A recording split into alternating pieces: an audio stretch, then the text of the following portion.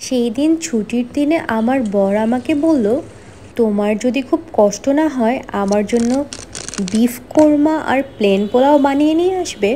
আমি বললাম, এ মা, এ আবার কষ্ট কিসের, তুমি দাঁড়াও, আমি ঝটপট বানিয়ে নিয়ে আসছি। একটা প্যানের মধ্যে পর্যাপ্ত পরিমাণ তেল দিয়ে দিলাম পেঁয়াজ কুচি।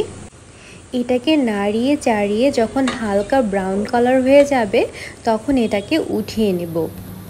এবার বেরেস্তাগুলো ভাজা হয়ে গেলে একই তেলে একে একে সবগুলো গরম মশলা দিয়ে দেব। এরপর আগে থেকে কেটে রাখা পেঁয়াজ কুচিগুলো একে একে সবগুলো দিয়ে ফেলবো। হালকা একটু নাড়িয়ে চাড়িয়ে দিয়ে এরপর দিয়ে দিব একটু লবণ, তারপর দিয়ে দিব আদা এবং রসুন বাটা। এবার এটাকে খুব ভালো করে নেড়ে চেড়ে এরপর দিয়ে দেব আগে থেকে ব্লেন্ড করে রাখা কিশমিশ এবং বাদাম বাটা। কোরমার মশলার সাথে আমি টক দই এবং একটু শুকনো মরিচের গুঁড়া অ্যাড করেছিলাম, কারণ আমি একটু ঝাল ঝাল কোরমা খেতে পছন্দ করি, এবং সেটা পুরোটাই ঢেলে দিলাম। ঢেলে দিয়ে খুব ভালো করে কষাতে হবে। এরপর একে একে সবগুলো বিফ দিয়ে দিচ্ছি। বিফগুলো দেওয়া হয়ে গেলে খুব ভালো করে নেড়ে চেড়ে খুব ভালো করে কষাতে হবে। আসলে রান্না যত বেশি কষানো যাবে রান্নার টেস্ট কিন্তু দ্বিগুণ হবে।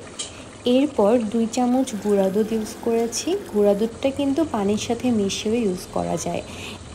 এবার দিয়ে দিলাম কিছু কাঁচামরিচ। কাঁচামরিচটা অ্যাড করলে স্পাইসি ফ্লেভার হয় এবং খেতে অনেক মজা লাগে।